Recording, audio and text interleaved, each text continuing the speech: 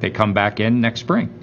And in fact, he said that as a result of that statement, that he studied hard because he knew he had to be ahead of it in order for when these events happen to be ready for them as they come. Bob Bink and Doug Hurley, astronauts with NASA, and the crew of Demo 1. We appreciate you guys. Demo 2, sorry.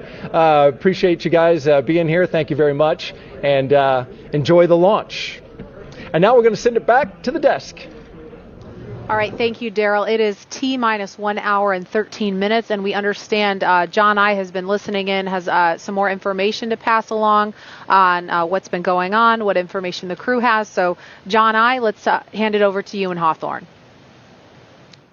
Thank you, Marie. It's, as she said, T-minus 1 hour, 13 minutes, 24 seconds. The good news is we are on the timeline.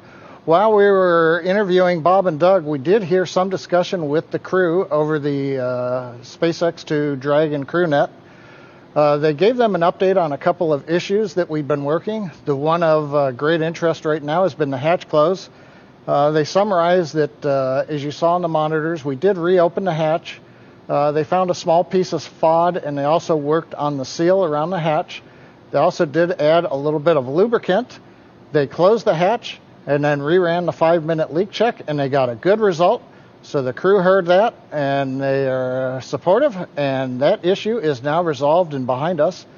The other issue that we've been working that they briefed the crew on is just above the first stage where the propellant tanks in the inner stage meet. You can't see on your monitor there, but there are some weep holes, and what we've seen is some water, I think, from maybe rain that has gotten in there has drained out, and that gave a little bit of discoloration. They wanted to make sure that might not be something else like the RP1 fuel that's on board the rocket.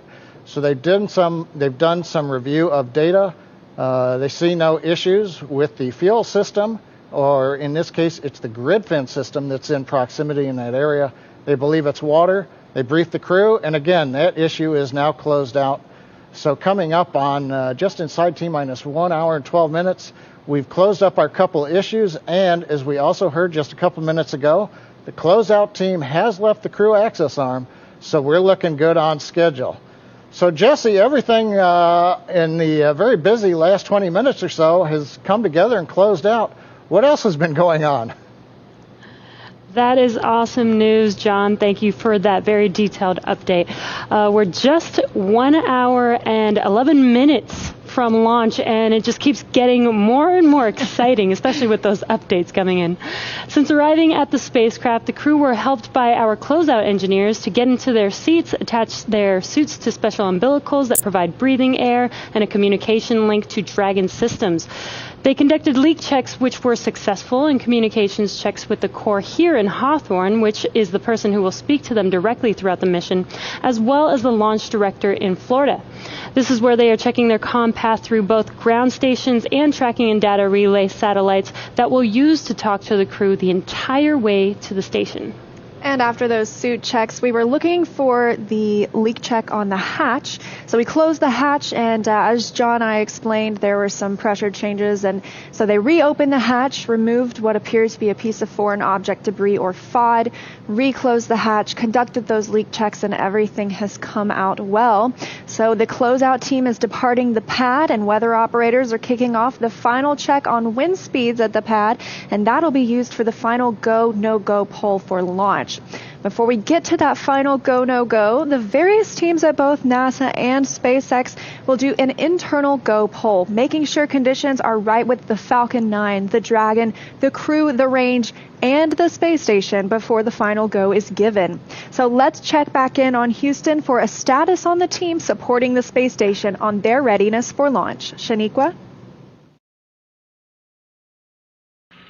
Thanks, Leah. The team here in Mission Control Houston remains go for launch. All systems on board the station that required to be healthy for mission are continuing to look good. Before the station team is go for launch, they verify that key systems on board the station are functioning as expected. This includes life support systems like oxygen generation, carbon dioxide removal, and the water recycling system that allows us to reuse about 9% of the water we send to station. We're also ensuring that the computers that allow us to command the station's major subsystems, essentially the station's nervous system, are functioning normally. We also work with our Russian counterparts to ensure both methods of controlling the station's attitude or the direction station is pointing are fully functional. This includes the large U.S. gyroscopes and the thrusters found in the Russian segments. Both systems play a critical role during Dragon's docking. Mission Control Houston will be closely monitoring the crew's flight and checking off milestones for most of the journey. Lead NASA Flight Director of Crew 1, Anthony Varia, will lead flight controllers in Houston for launch, and they will all be coming back tomorrow for docking, where we join joint operations with SpaceX. So I'll send it back over to you, Marie, at KSC.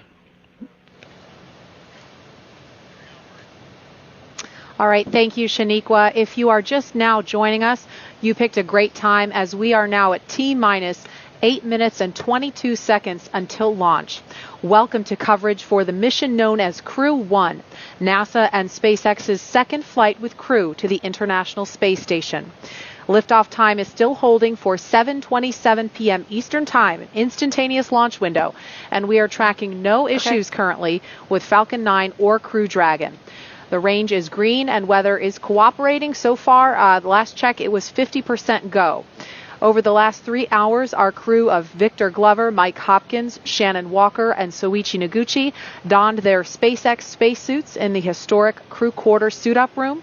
They walked out of that crew quarters building just as every astronaut to fly from this spaceport in Florida has done since Apollo 7.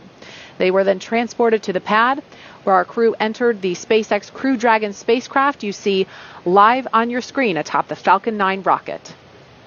Well, this is SpaceX's second time flying astronauts in Crew Dragon. It will also be the first time a private company will fly a crew of 4 people to the space station.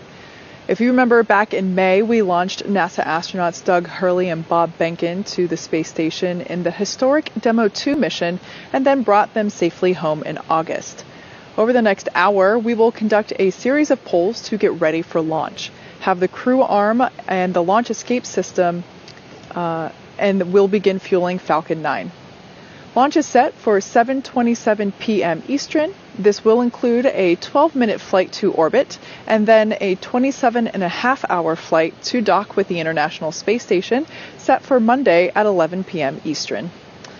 So, Nicole, we're coming up on T-minus 1 hour in about 6 minutes. And I know when we were listening to Daryl talk to Bob and Doug, Doug talked about how, there's not a lot of time to think about your emotions. You're focused on the operation and your procedures. Yeah, your emotions are kind of in you at this point, and you're just trying to make sure you're as best prepared for, what's about to happen. Sure. And today's flight is the first of 6 planned rotational missions NASA has contracted with SpaceX as part of the agency's commercial crew program. The success of the Demo 2 mission allowed for NASA to complete certification for SpaceX to fly astronauts regularly to and from the ISS, bringing back this critical capability of launching from American soil, which we haven't had the ability to do regularly since the retirement of the space shuttle in 2011. If you've been following along, you've been able to hear that we have been hearing a little bit from crew on board Dragon Resilience, currently strapped into their seats, and they've already gone through all of their communication and suit leak checks. Now, they are able to follow along with all of the action still ahead on the displays that are just above them. There are a couple of touchscreen displays, and that allows them to get insight into all of the Dragon and Falcon 9 systems as we proceed down towards launch. So we're currently at T-minus 1 hour and 5 minutes. Let's check in with John Innsbrucker for another status update on both vehicles. How's it going there, John? Yeah, Thank just a you, heads Kate. up. Just T-minus 1 hour, 5 minutes. Closeout team to clear the VDA. Once that's complete, we're going to cycle the tank valves to equalize the manifold pressure. This is the same thing we executed yesterday earlier this week during dry dress.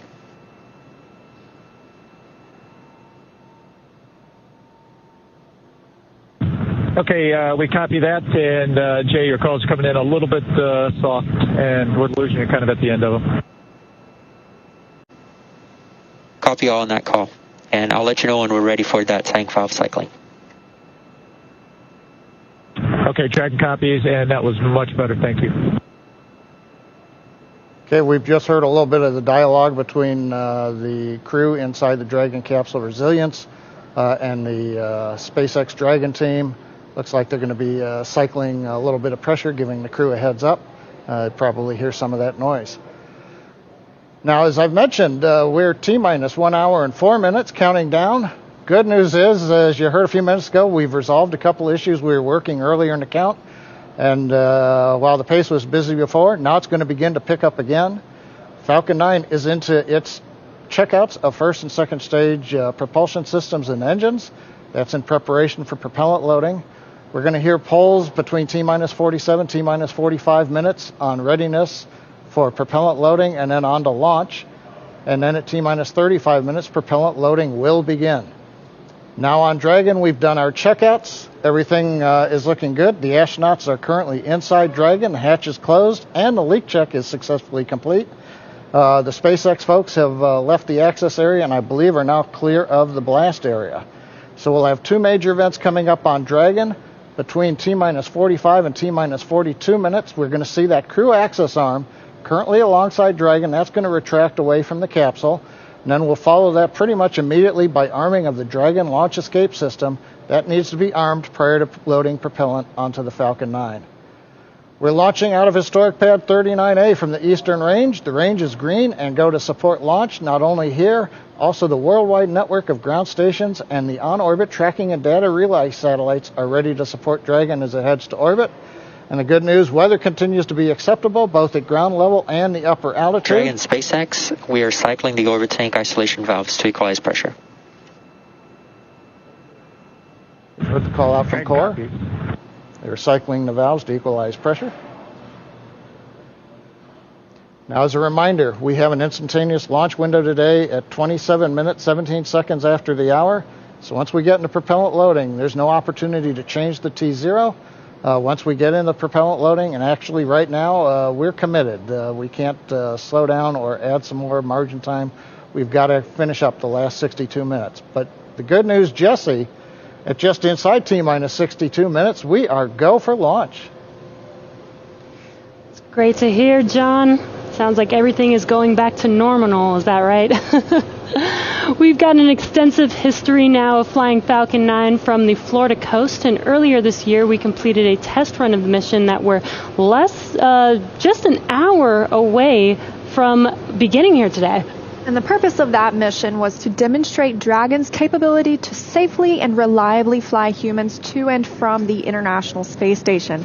The success of Demo 2 was a truly exciting moment and paved the way for today's mission. And Dragon SpaceX valve cycling is complete.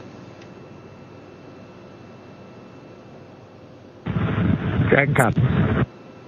And good words from Core to the crew. But that mission paved the way for where we are today, sending this full crew for a long-duration expedition aboard the International Space Station. Dragon and Falcon 9 together have years of operational experience, or what we refer to as flight heritage. As Leah mentioned earlier, SpaceX has successfully completed 23 flights of Dragon to and from orbit since 2010, including 22 trips to the International Space Station. Not only have we conducted thousands of hours of testing, we've also enhanced and added a number of safety features to Dragon.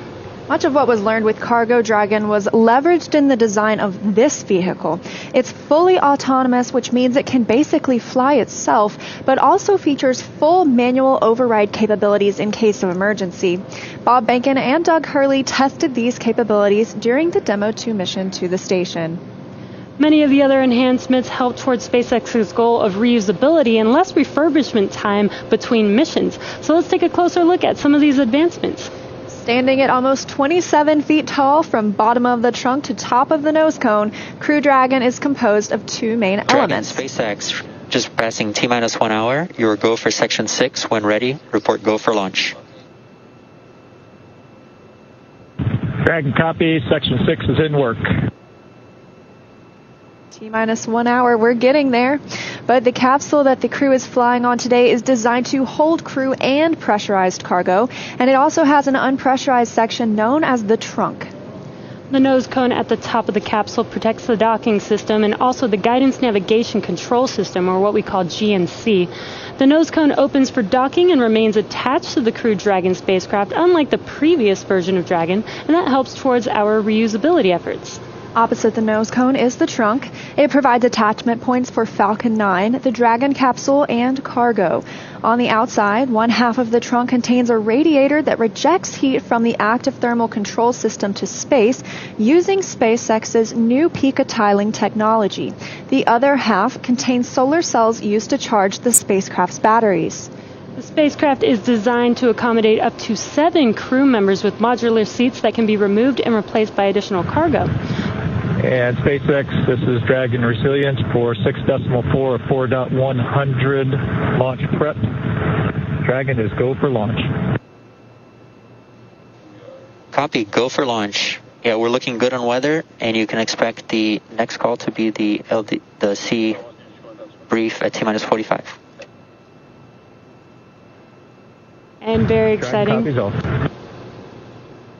Very exciting. We just got confirmation that Dragon is go for launch. The next call coming up will be from the launch director. So exciting that we are on target for T0 today.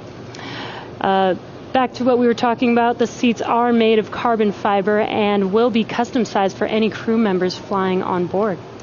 That control panel is centered between the pilot and the commander seats. You can see it a little bit here on the right side of your screen. That consists of 3 touchscreen displays, allowing the crew to operate the vehicle and fly it manually. And finally, our Super Draco launch escape system is a key safety feature of Crew Dragon, giving the crew the ability to safely escape from the time of launch all the way to orbit. We are now T-minus 57 minutes from launch. This day is the beginning of regular crew flights to the space station from U.S. soil, NASA having certified SpaceX for these missions after the successful Demo 2 flight test, which launched in May and splashed down safely in August. Today's mission will be Crew Dragon's second mission with astronauts aboard and its first long-duration mission to the International Space Station. It's been an awesome countdown so far. Weather is still looking good. On countdown, the technical team has been pulled and is ready to proceed into the propellant load. Thank you.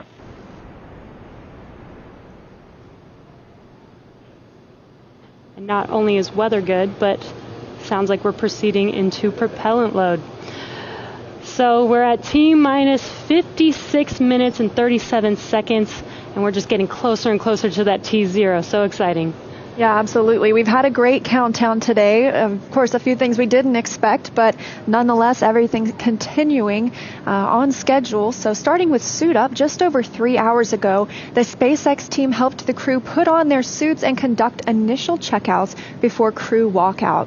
Crew walkout was where Victor Glover, Mike Hopkins, Shannon Walker, and Soichi Noguchi gave final goodbyes with friends and family gathered outside the operations and checkout building before they began that roughly 20-minute ride to pad 39A. And what a cool ride that was. What you're seeing on your screen is them getting into their vehicles, waving goodbye. We got some great footage of those Teslas heading down the NASA causeway before the crew arrived at the pad. And once they got to the pad, they took a minute to take in the sights. There you can see on your screen. They took some pictures and then they headed up into the fixed service structure to begin a process known as crew ingress, where the astronauts entered the vehicle and the SpaceX team performed a series of checks to ensure their suits, the seats, and the vehicle interactions were all functioning properly. And about 15. As a reminder, step 55.72 is open for propellant load go, no-go buys. That's the team continuing to discuss the go, no-go for propellant load. But about 15 minutes ago, the team closed Dragon's hatch with the crew safely inside.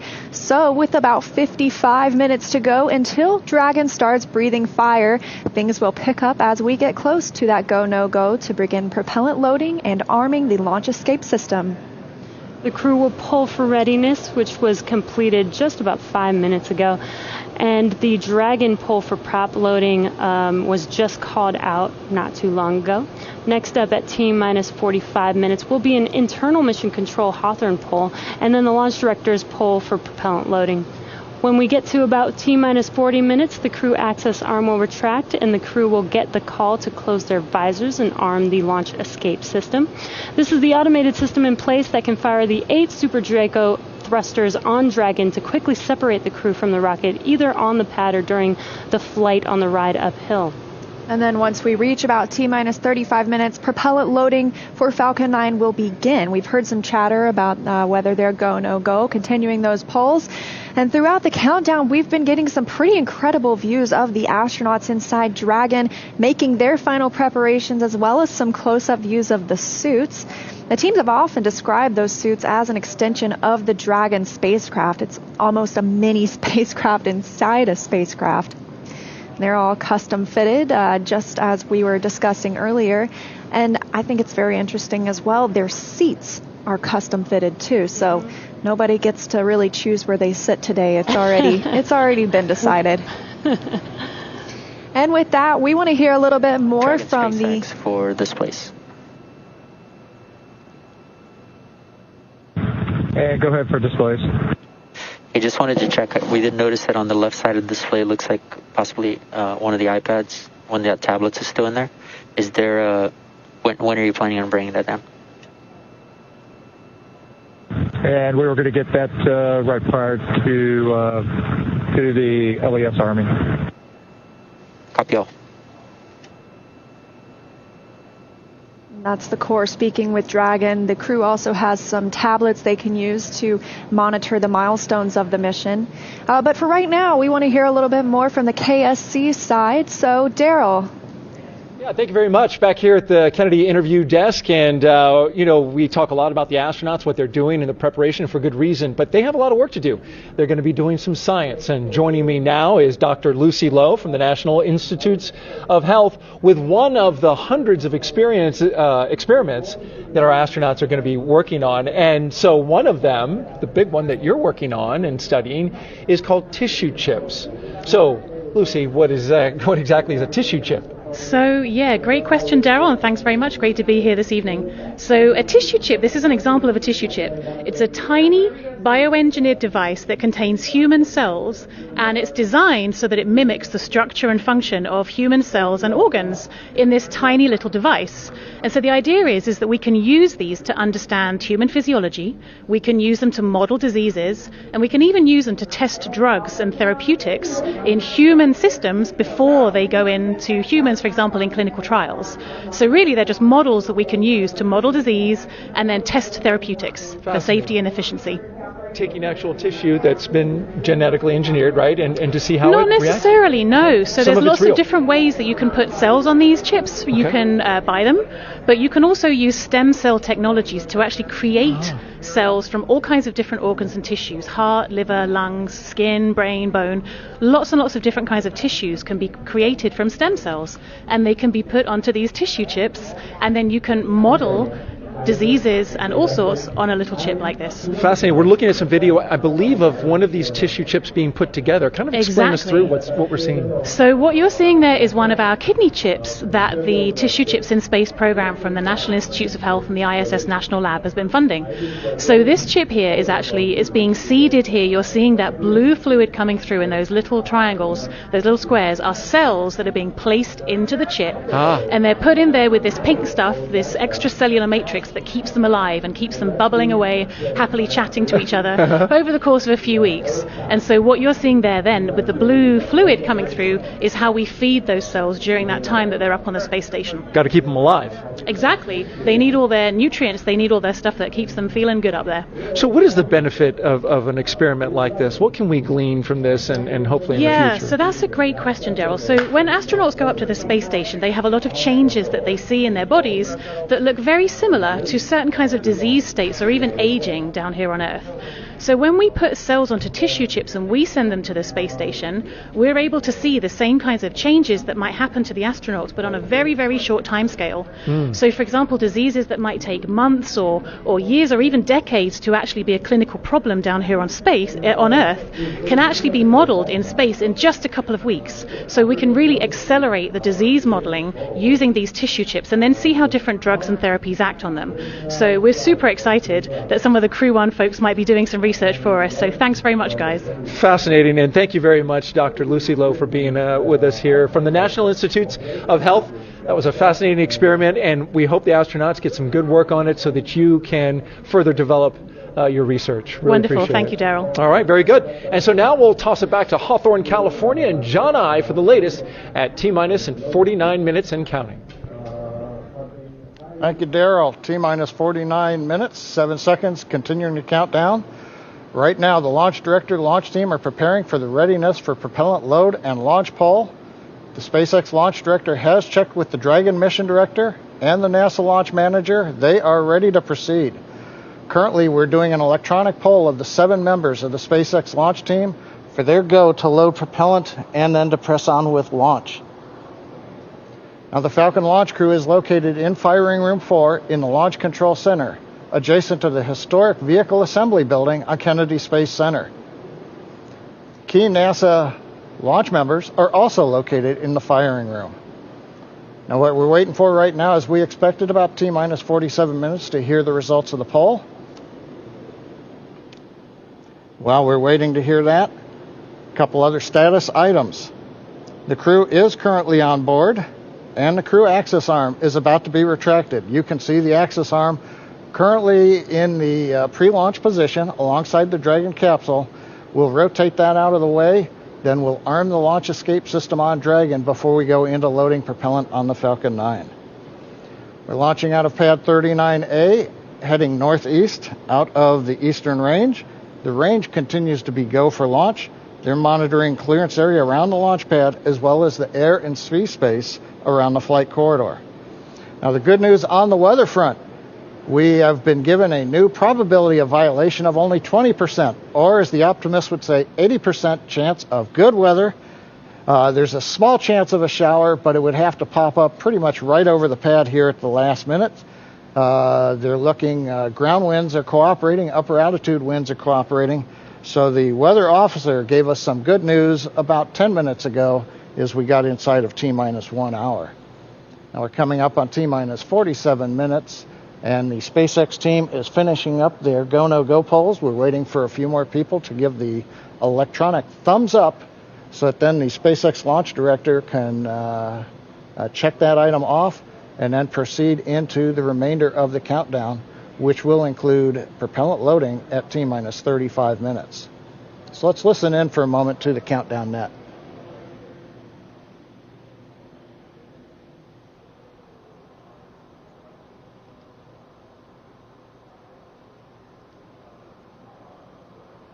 Dragon SpaceX for arm timeline. And go ahead for the arm timeline. Yeah, we were just talking here about the tablet and how much time you'll have to put it away. Essentially, as soon as the T-minus 45 minute brief occurs, we're going to begin retracting the arm, and we'd like to be ready to arm the launch escape system immediately, as soon as that's complete. And Dragon copies. We will go ahead and take care of that now. Copy all, thank you.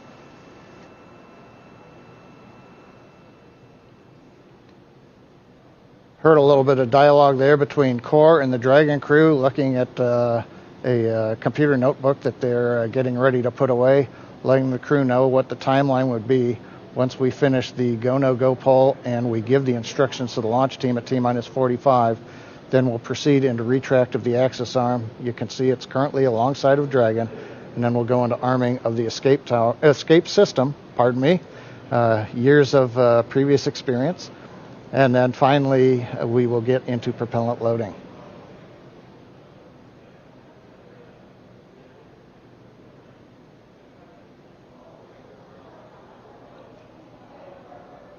Right now, they're getting just the last thumbs up. People have been looking at data that we were gathering just outside of T-minus 1 hour as we were doing final checkouts of the Falcon 9 on the propulsion and engine systems before we got into propellant load. Poll is complete and the team is ready for crew access arm retract, propellant loading, and launch. For non-urgent no-go conditions, brief the CE or LD and they will approve aborting the launch auto sequence and proceed into launch abort. For urgent issues affecting the safety of the operation, operator shall call hold on the countdown net. Launch control will abort the launch auto sequence immediately and proceed into the launch abort auto sequence.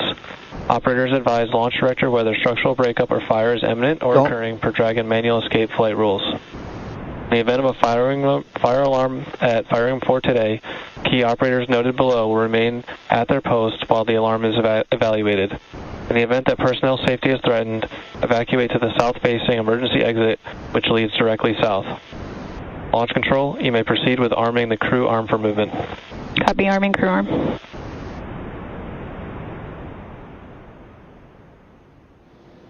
And there you've heard it. Just inside 44 minutes, the SpaceX launch director has announced polls are complete. We're go to head into propellant load. The Dragon team is going to begin retract of the crew access arm. So, Kate, with that, everything continuing to look good. We're right on time in the countdown. Thanks for that, John I. And it looks like the crew access arm has already begun to retract away. Just a beautiful sight. So this is one of the last major visual milestones that we have before launch.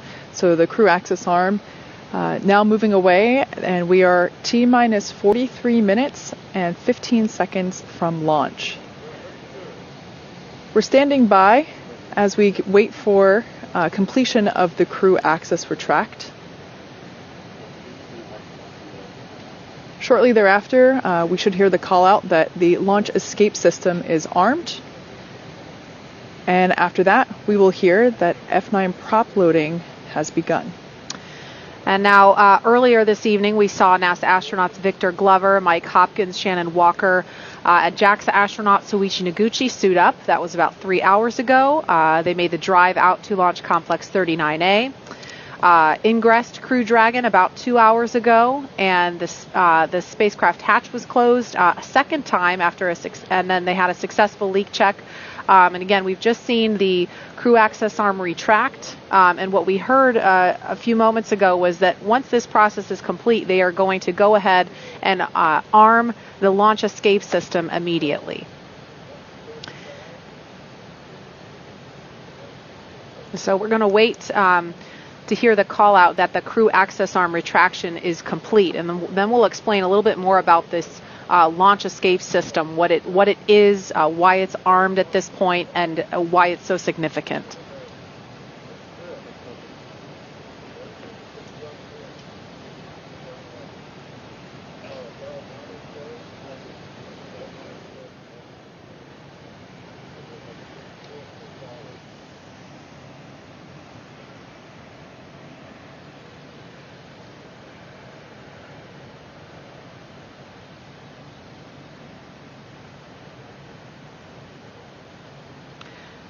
So again, we're at T-minus 41 minutes, 23 seconds and counting.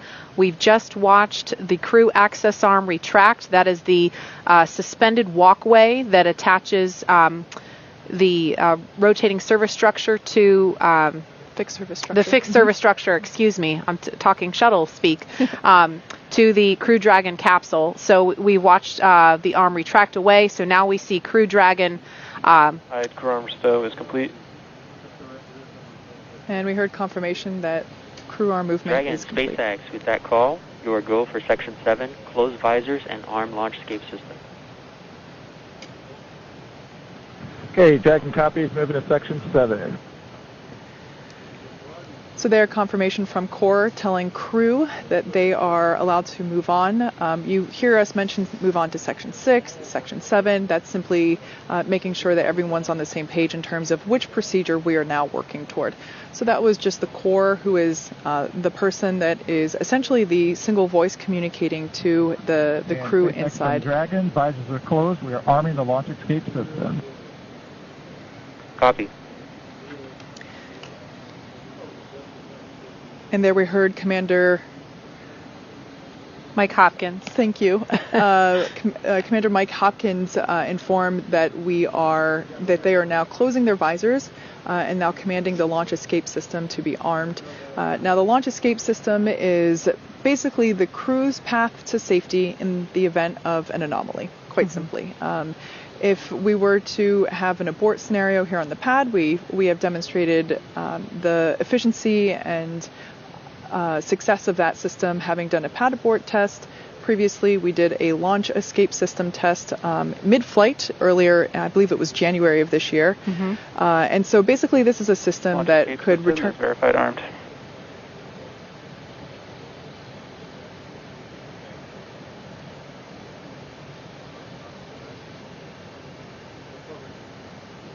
I only caught the tail end of that, but it sounded like the launch escape system is armed.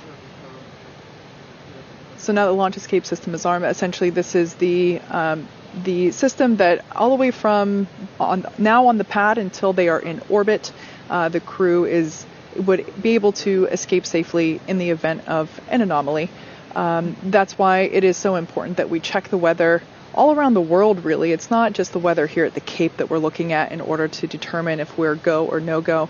It is the weather along that entire escape corridor. Right.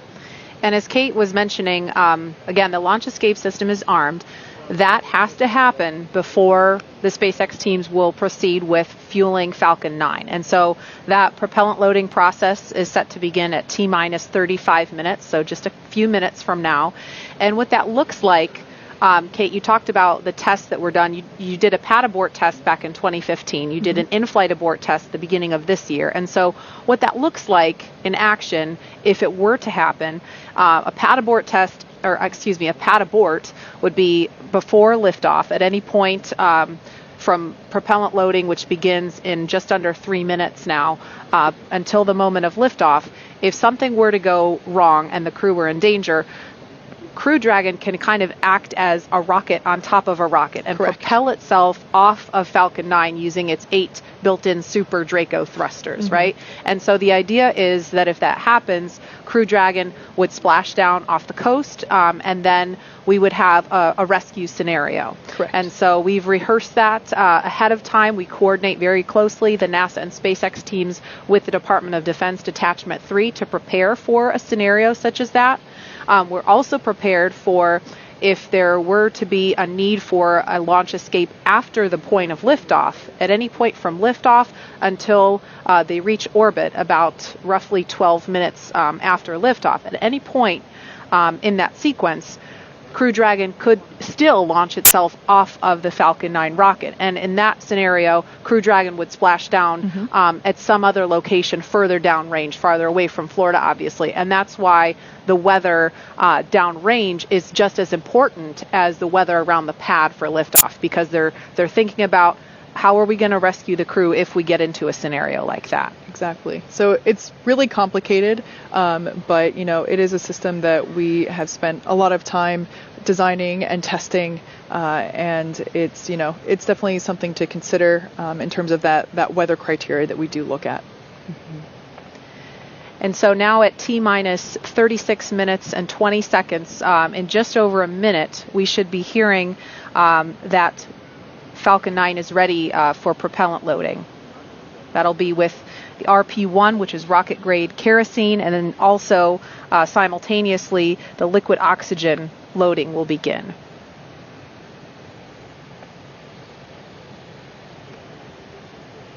Once we begin loading that liquid oxygen, we'll see plumes of what will appear to be white smoke. It's actually the liquid oxygen vaporizing, turning from liquid form into gas form around the rocket itself in the rather humid Florida air.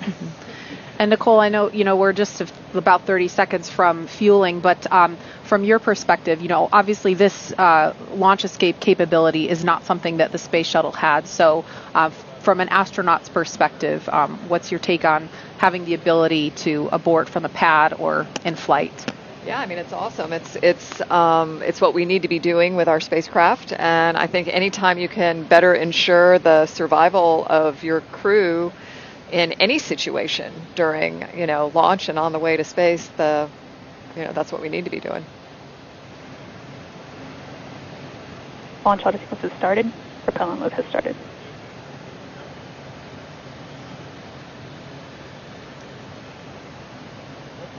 So we just heard that call that propellant load has started. That means fueling of Falcon 9 has begun.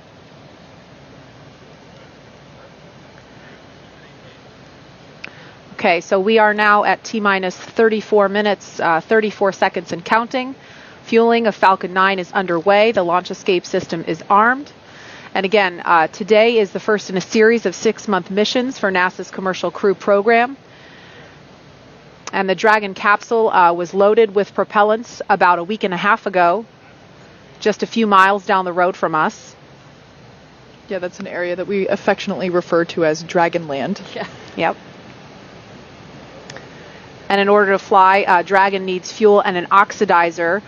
So for the fuel we use, Kate, you're going to have to help me with these words. No I can't pronounce them. Yeah, so it's monomethylhydrazine, or MMH, and nitrogen texoxide, or tetroxide, for also known as NTO, for the oxidizer. These are two propellants, a fuel and an oxidizer, that when they come into contact, they combust instantaneously. So it's a great propellant to use in spaceflight because you don't need an ignition source. So we use those propellants to maneuver Dragon on orbit, and those propellants super power the Draco engines, as well as the 8 Super Draco engines that would be utilized in the launch escape system in an abort scenario. And again, we want to be crystal clear. Now that fueling for Falcon 9 has started, that means that the 8 Super Draco engines built into Crew Dragon are ready, if needed, to launch the capsule away from the Falcon 9 rocket in an instant if there is any kind of emergency associated with the rocket or on the pad.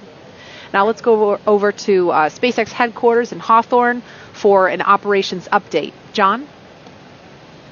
Well, we are counting down those final minutes, and everything is still looking good for Falcon 9 and Dragon for an on-time launch just under 33 minutes from now. As you heard, Falcon 9 began propellant loading right on time at T-minus 35 minutes. Now, the propellants that feed the Merlin engines that power Falcon 9 are 2 liquids.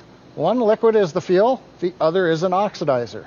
And that fuel is a refined form of kerosene, also referred to as RP1. Now, our oxidizer is densified liquid oxygen, also called LOX. Densified means it is kept much colder than typical for launch vehicles, and it takes up less volume. This allows for more oxidizer to be loaded into the first and second stages. Now, to ignite the fuel and oxidizer in the Merlin rocket engine, we use an ignition fluid called T-Tab. When T-Tab comes in contact with oxygen, it ignites, and it gives off a green-colored flame. Once we've got the flame going, we can then add the kerosene fuel into the chamber, and the engine goes to main power. And you might see the green flash just as the second stage engine ignites, following stage separation 2 minutes, 48 seconds into tonight's flight. Now, currently, we're early into propellant loading. The first stage fuel tank is about 10% full. And that first stage is the bottom 2/3 of the vehicle. You can see on your screen, you've got the black carbon fiber landing legs, then the white propellant tanks of the first stage, topped off by that black cylinder, the inner stage. Now, liquid oxygen loading is also underway on the first stage. That loading will begin on the second stage, which you can see on your monitor, which is the cylinder, the white cylinder just above that black interstage. Liquid oxygen loading on stage 2 begins at T-minus 16.5 minutes, and we'll continue loading liquid oxygen on both stages until the last few minutes of the countdown. Helium loading into pressure vessels is also underway. We use that to pressurize the tanks in flight as the propellant is pulled out by the Merlin turbopumps. Now, on board the Dragon spacecraft, the astronauts are monitoring systems while propellant is loaded Cryohelium load into the Falcon 9. And the call out you just heard, ground loading and the crew know that helium loading is going on the vehicle right now. So as I mentioned, the astronauts are listening to this right now. As part of their training in the simulator, we also can give them the playback of sounds that we've recorded in Dragon capsule during recent flights. Plus, they also had a discussion with Bob and Doug after their flight, who related what their flight experience was like earlier this year. Now, out on the eastern range, we continue to hear they're green, ready to go. There are no problems, and they are go for launch. And finally, the weather, as I mentioned a little while ago, it's actually improved during the day. We're down to 20% probability of violation. The biggest thing we're watching is just in case in these last half hour, if a rain shower might spring up within a mile or two of the launch pad. But currently, the rain looks like it's holding off. The upper altitude winds are good, and the ground winds are very light. Now, as a reminder, today we have an instantaneous launch time. So at this point, if we hear a hold for any reason, we'll have to stand down and target our backup launch opportunity just under 3 days from now. But let's turn it over to Jesse and Leah for an overview of events after liftoff. Thanks, John. For Crew 1, the astronauts' flight to station will take about 27.5 hours, and their journey is much longer but fairly similar to the trip NASA astronauts Doug Hurley and Bob Behnken made earlier this year in Crew Dragon's first mission with humans aboard. As we await T0 in just about 29 minutes, the ground operations teams are doing a series of system checks to make sure both Dragon and Falcon 9 are ready for launch. You're looking at a live view of our teams at the Cape as they prepare for liftoff. Now, as we wait for the launch clock to hit 0, we wanted to give you an overview of what the ascent portion of the mission will look like. Once we hit T0 and a successful launch occurs, we will watch Falcon 9 and Dragon lift off from historic launch pad 39A and make their ascent. At about 50 seconds into flight, Falcon's 9 engines will throttle down to help pass through the period of maximum dynamic pressure on the rocket, or what we typically refer to as max Q. It's worth noting that once we hit max Q, the vehicle will be going supersonic. Once we are through the period of maximum dynamic pressure, we can throttle up our Merlin engines again. And from there, at about 2.5 minutes into flight, we have a series of 3 events that will happen in rapid succession.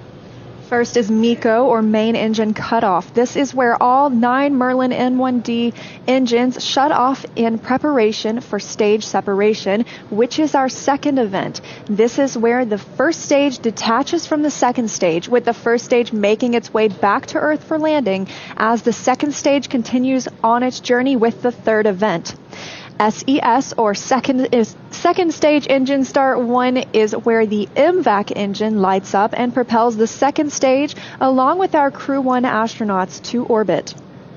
As Stage 2 heads towards its targeted drop-off orbit, Stage 1 will execute 2 burns in order to make its way back to Earth.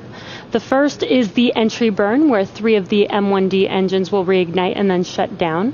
This helps to slow the stage down in preparation for entry back into the Earth's atmosphere. While the first stage is heading back to Earth, the second stage will cut off its 1 Merlin engine that was ignited right after stage separation.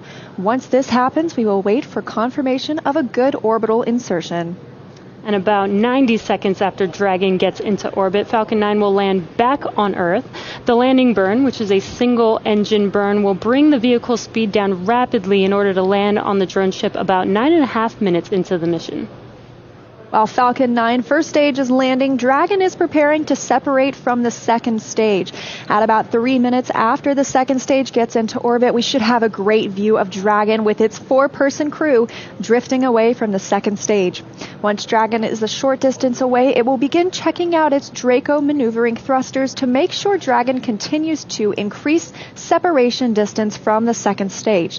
It's worth noting that these are not the Super Draco engines that would be used during an abort scenario. And about 40 seconds after separation, Dragon's nose cone deploy sequence will begin.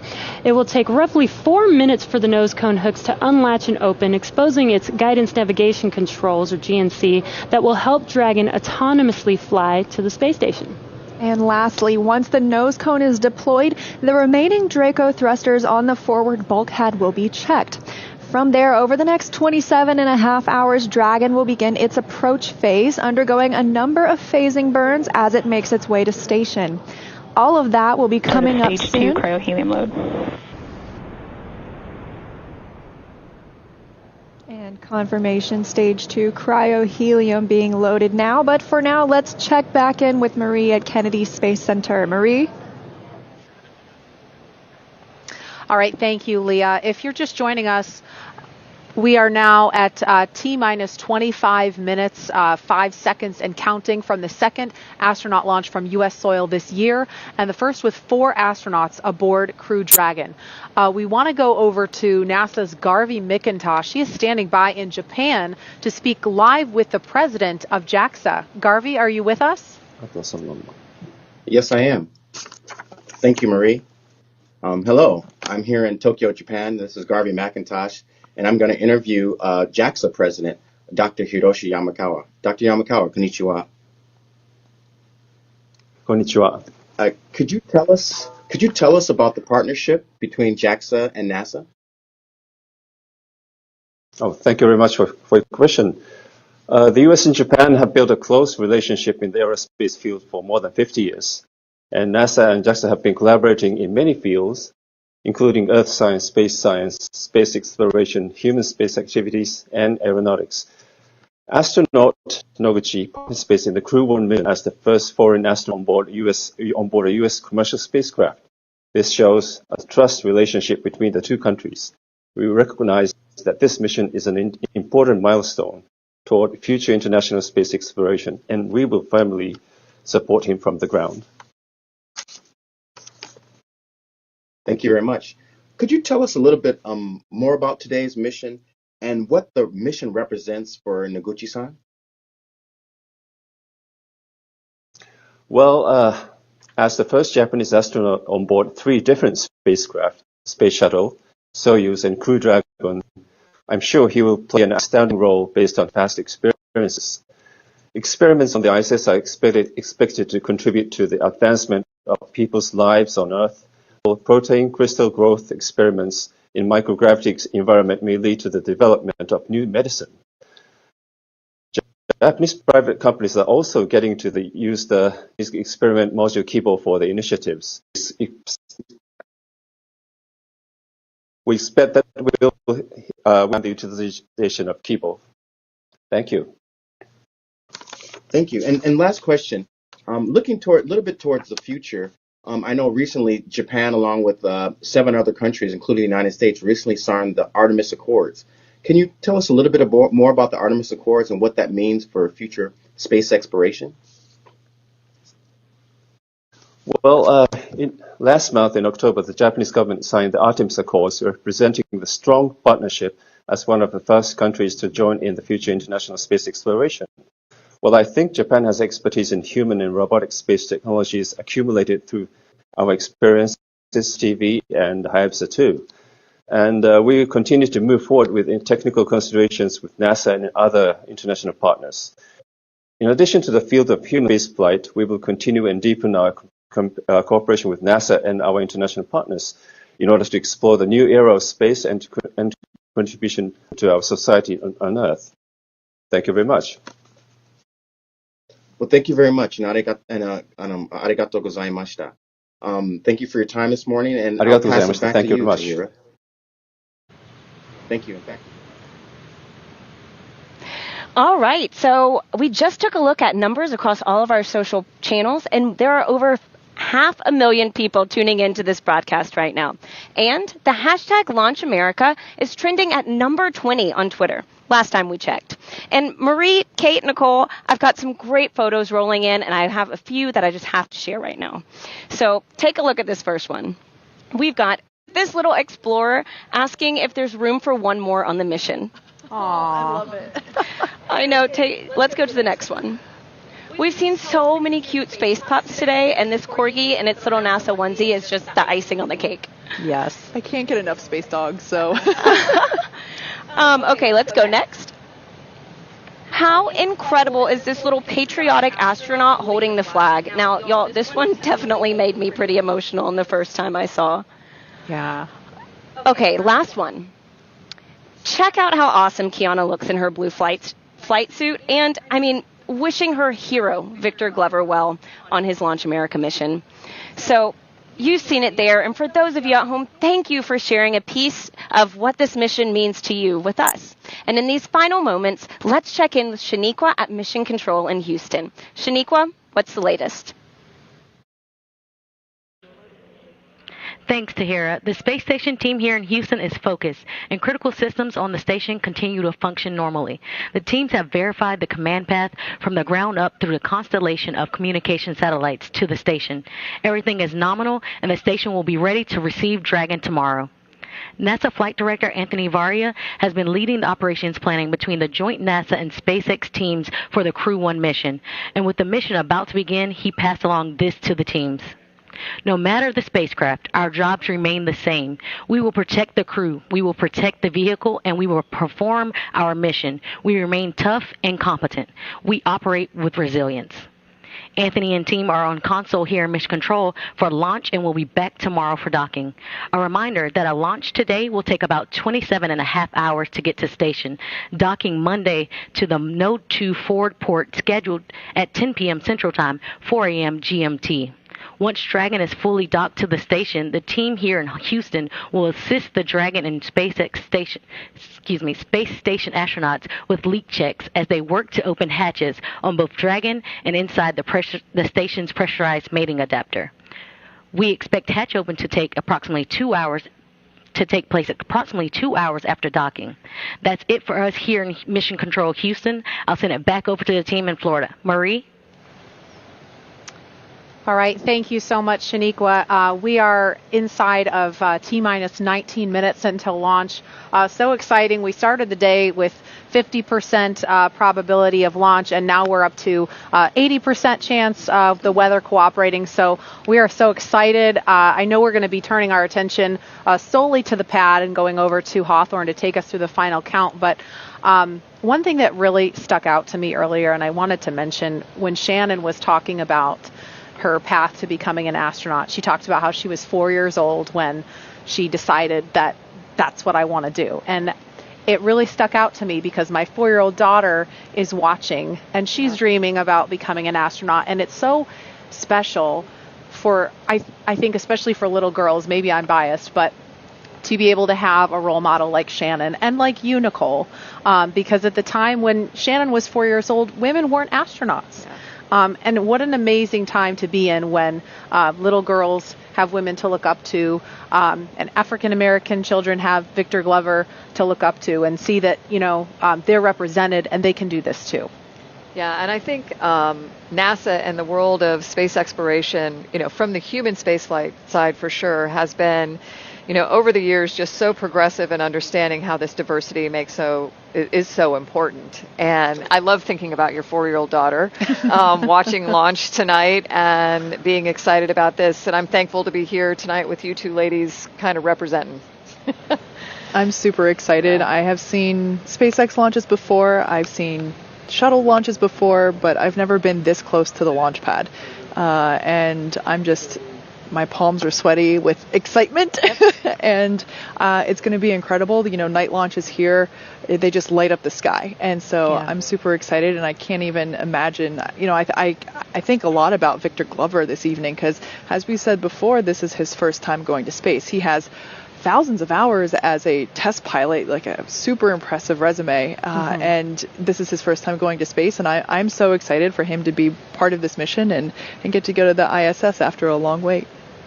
Yeah, and that is a beautiful destination. Let me just tell you that the four of them are going to do amazing work there. And it's been mentioned a couple times before, this partnership that we have that's allowing us to do such incredible things that are just ultimately about improving life on Earth.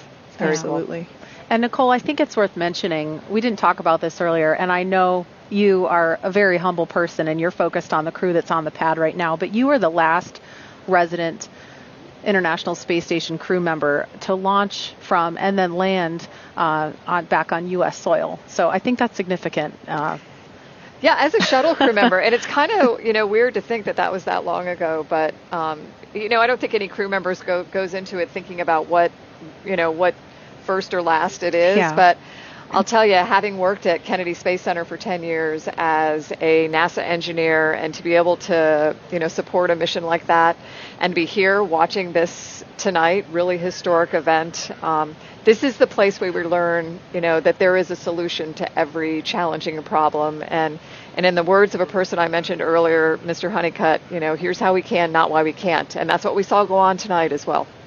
Absolutely. And with T-minus 15 minutes, 10 seconds and counting to liftoff, we want to focus in on the pad as we proceed through the final stretch of the countdown. We will turn it over to Hawthorne to take us through launch at 7:27 this evening, Eastern Time. John?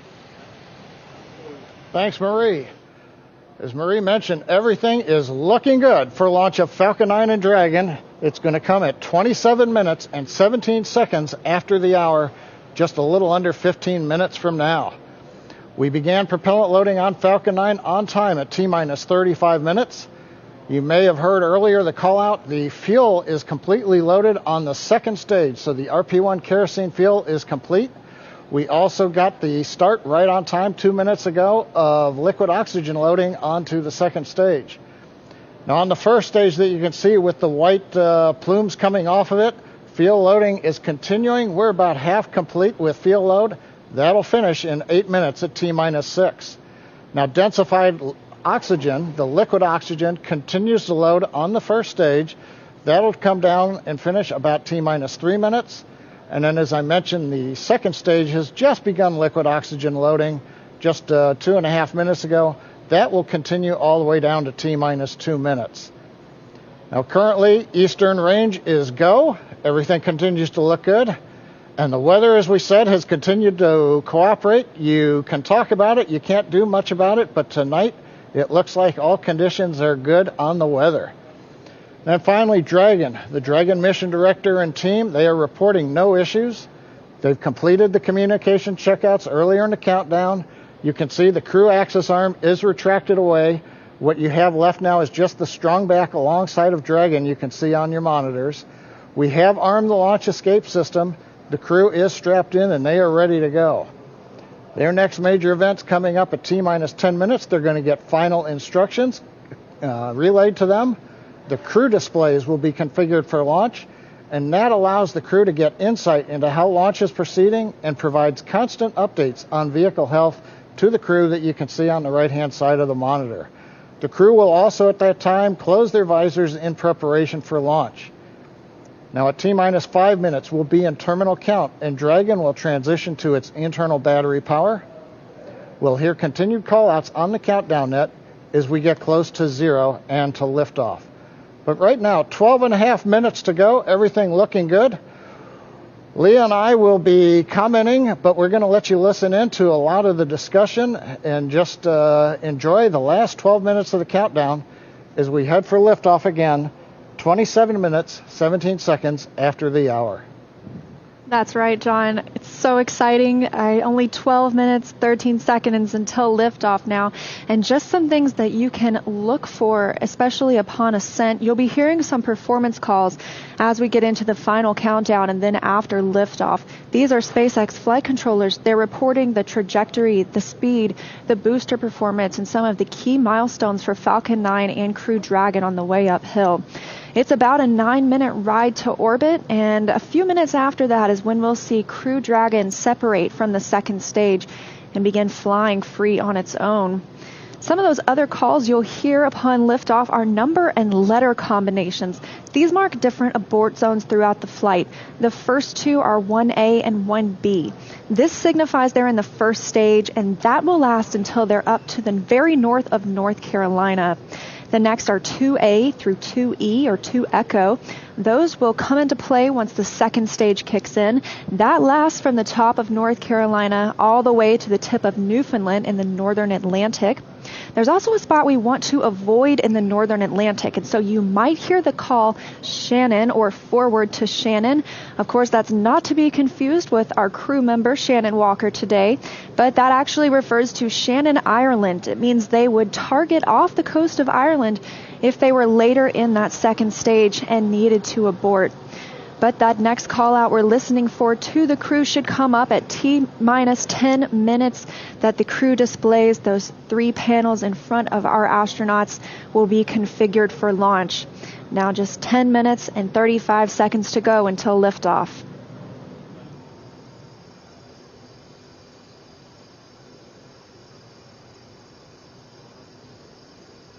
Also, as John and I mentioned, that stage 2 fuel load is complete. Stage 1 is at about 90%. Liquid oxygen load on the second stage is about 40%, and on the first stage about 85%.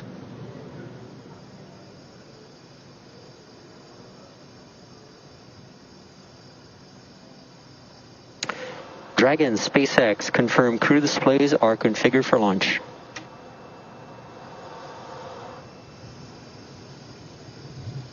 And SpaceX, this is Dragon. Displays are configured for launch. Copy, Resilience. We're honored to have you as our crew as we begin operational missions to the ISS. Have an amazing trip and know that we are all for one.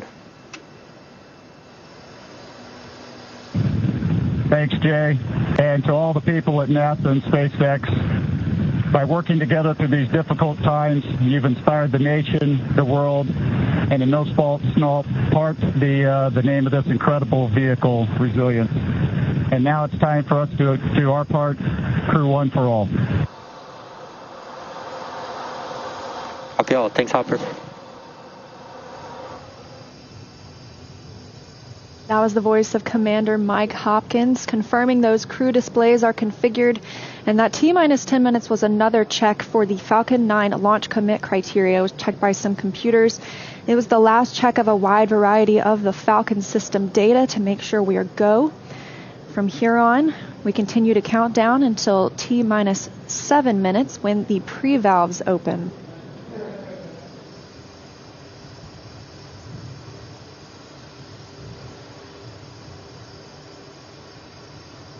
T-minus 8 minutes, 30 seconds and counting.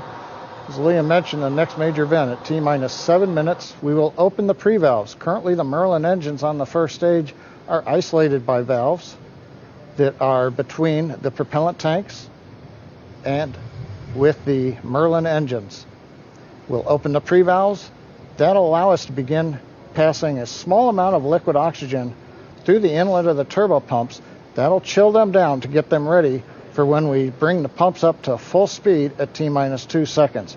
We want to make sure that the pumps are chilled so that there's not any opportunity for the liquid oxygen to possibly get in contact with a warm pump and turn into gas, something you want to avoid on a turbo pump. 7 minutes and 40 seconds now to liftoff. We're still watching those fuel levels tick up, and in the first stage, we're almost at 100% of that densified kerosene. As we mentioned, second stage is full. First stage fueling should be complete for that RP1 at about T-minus 6 minutes.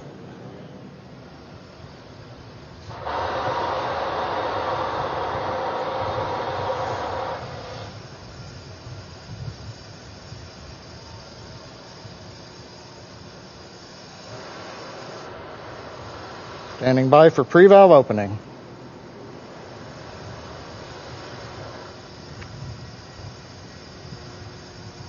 Stage 1 engine chill has started. And there's the call out. Stage 1 engine chill has started. Indicates that we are opening the pre-valves. Liquid oxygen now beginning to flow slowly through the turbo pumps on the Merlin 1D first stage engines. Next call out should be in about 30 seconds from now. We'll be looking for stage 1 RP load complete. That's the densified kerosene, that fuel on the first stage, already full on the second stage, and we'll still be loading liquid oxygen up until about 2 minutes prior to liftoff on the second stage.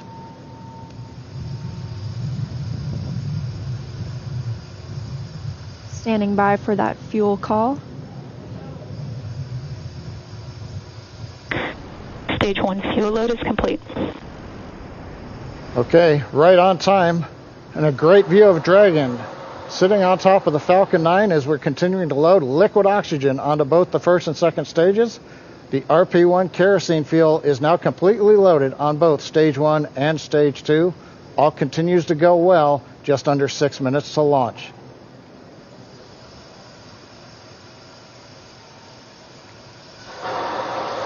In about 30 seconds, we'll enter terminal count. Dragon's onboard computers will take control of the vehicle. Both fuel on first and second stage is complete, and liquid oxygen loading continues with the second stage at about 80%, first stage at 95%. Something else you might notice is water rushing the pad shortly before liftoff. That's to suppress the sound and keep any sound from imparting a load on Crew Dragon as it prepares to lift off. Dragon is in configure for terminal count. Dragon is on internal power. Falcon 9 propellant tanks are pressurizing for strongback retract. Good confirmation that Dragon is on internal power, and now we'll be looking for a major milestone before we launch today. That'll be the strongback retract. John, you want to tell us a little bit more about that? Leah, if we get a close-up of the Dragon at second stage, Strongback is retracting. We've heard the call out, strongback retracting. That's a two-step sequence. First, there are clamp arms around the very top of the second stage. You can see one of them just above the gaseous oxygen vapors coming out of the second stage. Those arms will open up, and then just inside of T-minus 4 minutes, once the arms are released, we'll begin to retract the strongback alongside the vehicle. It'll move back 2 degrees in position, and by about T-minus 3.5 minutes, we ought to be finished with that. The strongback will retract to 45 degrees away from the rocket once we hit T0 as part of the liftoff sequence.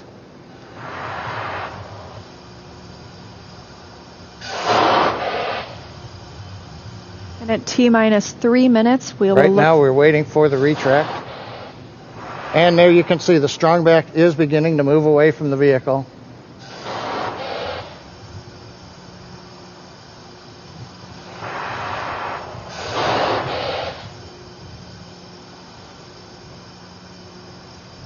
And it looks like we are just about into the required pre-launch position, just a couple degrees away from the Falcon 9 and the Dragon capsule. But right now, T-minus 3 minutes, 8 seconds, everything continues to be go on Dragon and Falcon 9.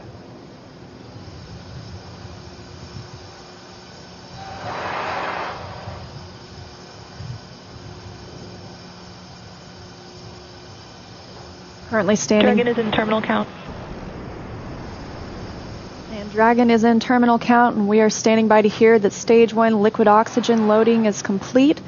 Stage 1 LOX load is complete. And there we have it, and Stage 2 should finish shortly after at about 2 minutes prior to liftoff. So now the last major event is finished liquid oxygen loading on Stage 2. It wraps up at about T-minus 2 minutes. Then at about T-minus a minute and a half, we have to drain back and vent down the liquid line that goes up the strongback alongside the Falcon 9. If you see a large white cloud about midway down around the rocket, that's normal. That's again just the gaseous oxygen hitting the warm, moist Florida air.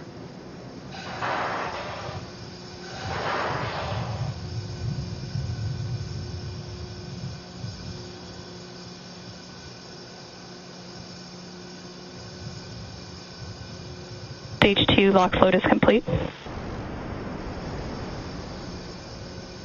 Dragon is in auto idle. And good calls that Stage 2 liquid oxygen load is complete. That means we have full fuel on the first and second stages, that densified kerosene, and we're full of the oxidizer. Liquid oxygen on the first and second stage as well. Now just a minute and 20 seconds until liftoff today. And as you can hear those sounds, like Soichi Noguchi said, the vehicle is alive. Coming up in 10 seconds, we'll look to hear that Dragon is in countdown and Falcon 9 is in startup.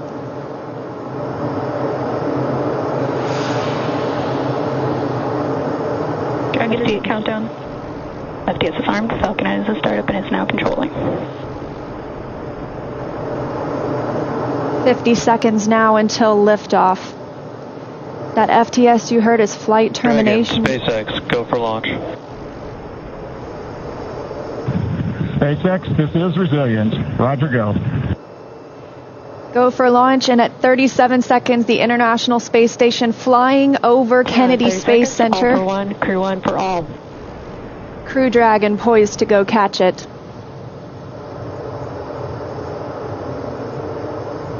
"20 seconds till liftoff. T-minus 15 seconds. Falcon 9 is configured for flight. 10, 9, 8, 7, 6, 5, 4, 3, 2, 1, 0. Ignition. Liftoff. And Resilient rises, not even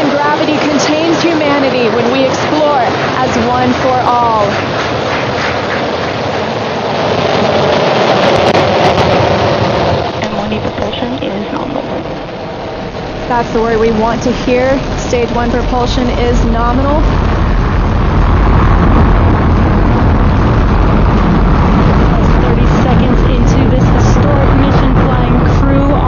Dragon and Falcon 9. Stage 1 is preparing to throttle down. This is in preparation for max Q, which is maximum aerodynamic pressure. Stage 1, throttle down. There's that call out for throttle down. Power and telemetry continue to be nominal for the vehicle, now traveling at 262 meters per second. Falcon 9 is supersonic. Call out the Falcon 9 is supersonic, and we will be passing through max Q here shortly, the largest structural load during ascent. Max Q. And there's that call out. That Falcon has passed through max Q. 1 Bravo. And we've just entered Stage 1 Bravo abort mode. That's going to take them through the end of the first stage burning just before second stage activates off the coast of North Carolina.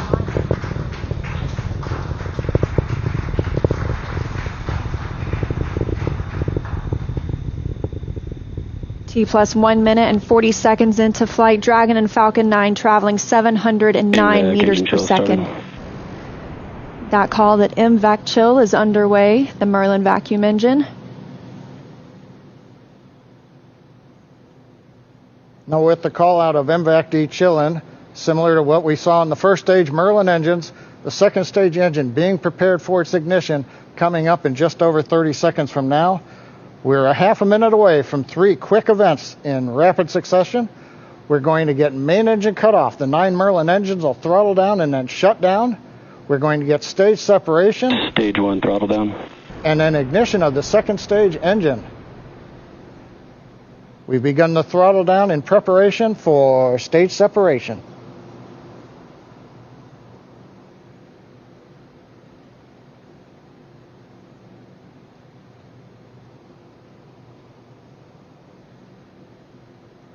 And we have 2 Alpha. Stage separation confirmed.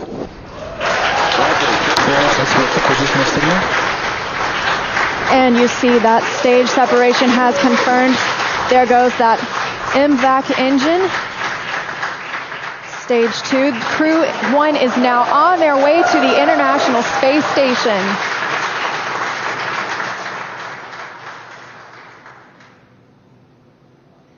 On the right side of your screen, you see Stage 2 continuing to burn. Over on the left-hand side is Stage 1 preparing for its return to Earth.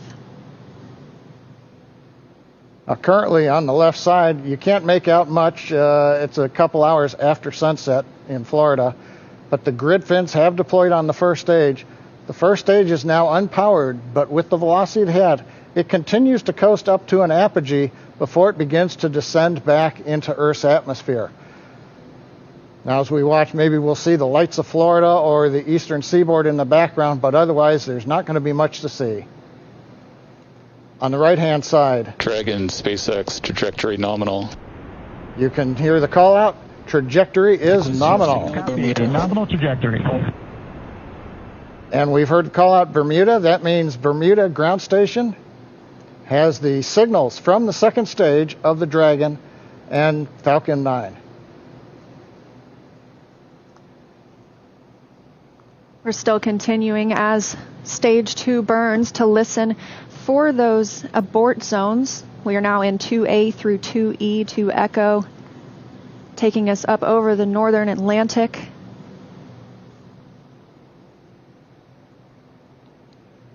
Right now you can see the second stage engine glowing with the standard red that we have come to see over all these missions. Indicates everything's looking good. Power on the MVAC-D engine continues to run at 220,000 pounds of thrust in the vacuum of outer space. Dragon, SpaceX, trajectory nominal. And trajectory nominal. Copy, nominal trajectory. And we hear the reply from the crew acknowledging we have a nominal trajectory. Dragon made it to the Falcon 9 second stage, heading into the low Earth orbit, where Dragon will then separate and begin its trip the rest of the way to the space station. We'll be looking for SECO, second stage engine cutoff, coming up at 8 minutes and 48 seconds after launch today, so about 3.5 minutes from now. Dragon and Falcon 9, second stage, currently flying 2,979 meters per second. Now, currently, the first stage has begun its descent. It is through apogee. It's beginning to come back down, where it coming up in another couple of minutes, we will have the entry burn, where we begin to slow down the first stage. SpaceX, trajectory nominal. Copy, nominal trajectory. Another call out, another nominal trajectory, just what we love to hear. That voice you're hearing on board Dragon, that's Commander Mike Hopkins, speaking for our 4-person crew as they continue their journey, now 6 minutes and 12 seconds after liftoff. Trajectory still nominal. And Leah, you can see on the indicator altitude, 201 kilometers. We're now beginning to essentially level out and pick up velocity to get us into low Earth orbit.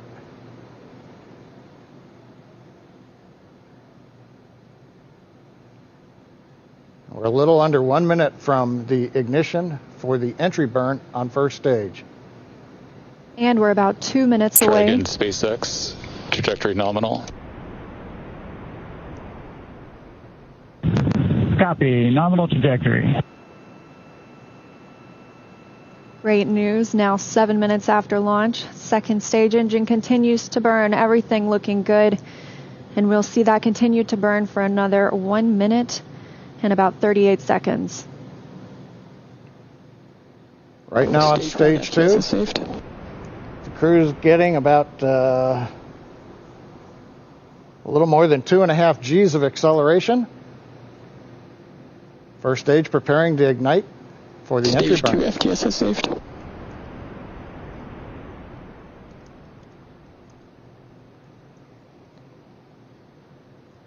And we've got ignition of the entry burn, center engine, followed by the other 2 restart engines. First stage now getting ready to re-enter the Earth's atmosphere. This is about a 29-second burn, and it's designed to slow the vehicle way down. We're going to shed about 70% of the velocity of that dropping first stage by the time this landing burn completes. I should say by the time the entry burn completes, which is now over. First stage on target for the drone ship in the Atlantic Ocean. Meanwhile, we're watching second stage getting close to getting into orbit. That's right, we've got about 30 seconds Stage 2 internal more. guidance. And now just about 20 seconds more of stage 2 continuing to burn until we see second stage engine cutoff, or SECO. We'll coast for a few minutes afterward to allow the rates in motion to... Roger, Shannon. There's that call for Shannon. That's Shannon, Ireland, an abort zone, but it looks like we continue smoothly to orbit today.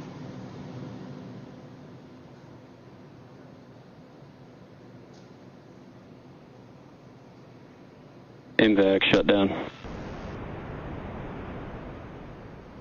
And we've got shutdown of the second stage engine on time. Dragon, SpaceX, nominal orbit insertion. Launch escape system is disarmed. And SpaceX copies. And Leah, the words we like to hear in nominal orbit insertion. That's right, John. Nominal orbit insertion, as we mentioned, stage 2. Oh, looks like some action on stage 1.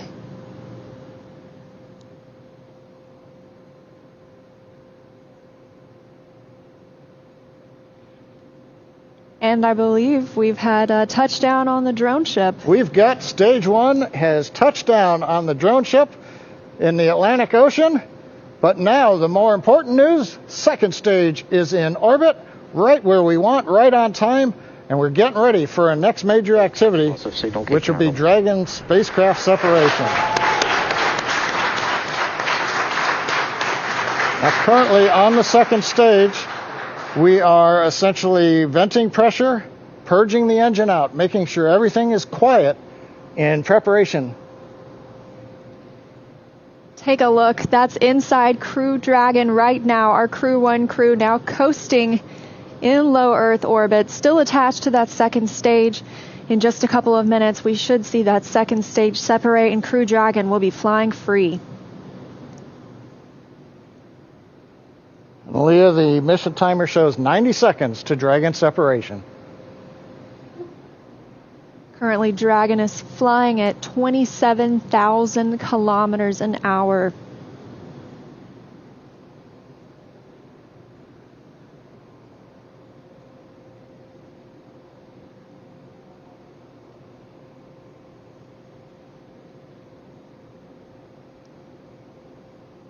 And we're T plus 11 minutes since liftoff today, waiting on that second stage separation. But as you can see, our astronauts from left to right, Shannon Walker, Victor Glover, Mike Hopkins, and Soichi Noguchi, now on their way to the International Space Station. First trip to space for Victor Glover. Acquisition of signal, Newfoundland.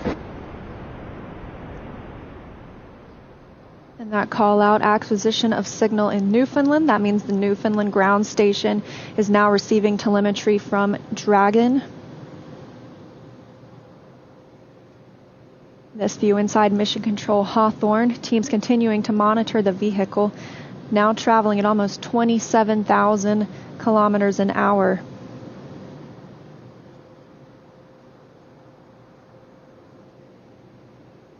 Ten seconds to Dragon separation.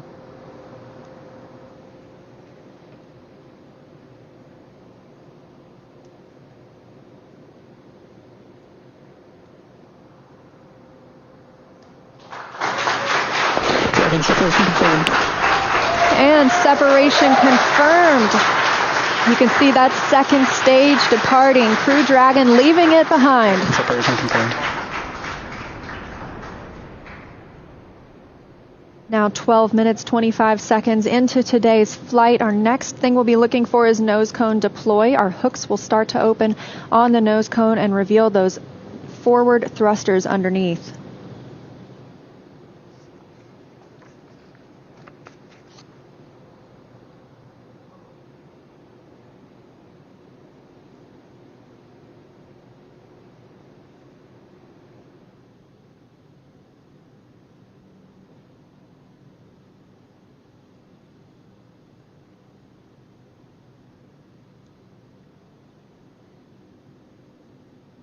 "13 minutes into today's mission. The view on the right-hand side of your screen coming from Crew Dragon. We had that short look at the second stage as it departed. That second stage will burn up upon re-entry into Earth's atmosphere.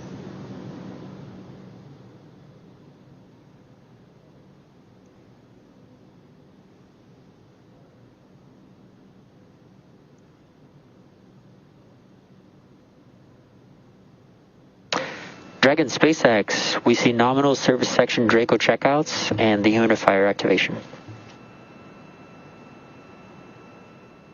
And SpaceX, this is Dragon. We copy all and we see the same. Confirmation from teams on the ground and the crew. You can see them monitoring those 3 display panels, monitoring their journey to the International Space Station and where they are in the world right now, or over the world, I should say.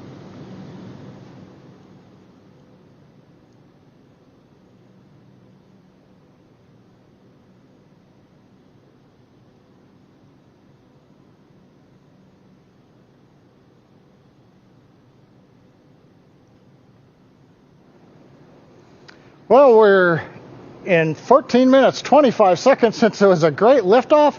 Everything happened. We had a nominal insertion into low Earth orbit. You saw Dragon separate. We got the Draco checkouts were good. And right now we're hearing the nose cone hooks are opening up. Everything is happening right per the procedure. And we've got Crew 1 successfully on orbit. So with that, let's head over to our counterparts at Kennedy Space Center. Marie, how was that launch for you all there on the ground? Oh my gosh, John, it just took our breath away. I mean, we could just turn right around in our seats and watch. We got up away from the desk to get a better look, and then we actually could see the booster coming back down. Yeah, that was outstanding. Outstanding. And I don't even know what to say. High five. We're like high-fiving through the shield here. High five. My husband texted me a picture of my daughter watching Liftoff. It was just, I'm emotional. Seeing that. And went on the first attempt. How often does that happen in human space flight? As it should. I'm very happy. It has been a long day, but just to be able to stand there and feel the rocket pounding the air around you was just incredible. And then looking at the light too long, I couldn't see the MVAC ignition, so I still have spots in my eyes. And then the views inside the capsule too, with the four of them, looking kind of mellow, but you can see Victor's kind of letting his arms do a little bit of the floaty thing. I bet he cannot wait to get out of his seat. He's going to get a chance to here shortly. So he's officially on his way on his first space flight. So Incredible. Victor, Mike, Shannon, and Soichi are now on course to arrive at the International Space Station just tomorrow, Monday, November 16th, around 11 p.m. Eastern Time. And we're going to stay live on air for continuous live coverage along their entire ride to station. Though our coverage here at Kennedy Space Center will conclude, we're going to turn it over to the teams in Hawthorne and Houston to take us through the next phases of the Crew 1 mission, all the way through hatch opening and a welcome ceremony for the crew. Now, for those of you watching online via YouTube, take a look at the description below the video. There you'll find the new link for our Crew 1 rendezvous phase, and we'll be continuing live coverage at that new location shortly. But if you're watching on NASA TV, like my parents, you won't notice a thing, and your coverage will continue.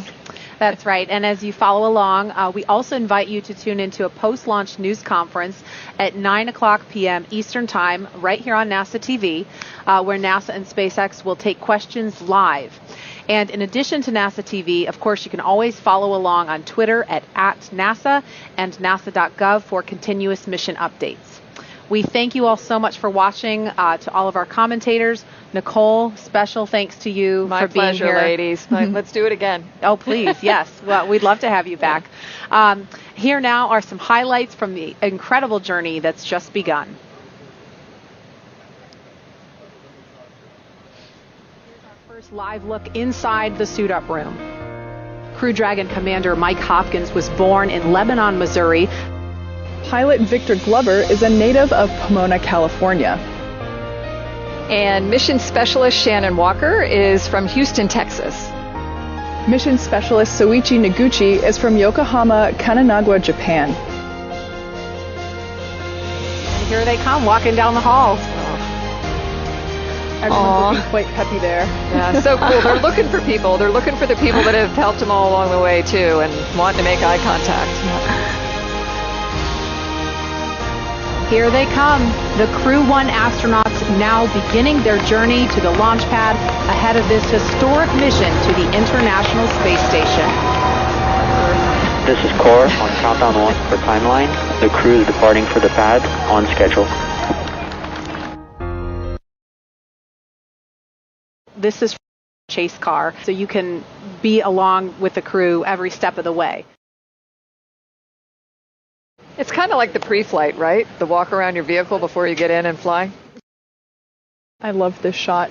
Yeah. You know, when this was being designed, it was definitely a forward-thinking design. And you can see on your screen the crew beginning the ingress process already. They are checking to make sure the suits are ready. They're helping them connect the umbilicals. They're buckling them in. And Dragon SpaceX hatch is closed.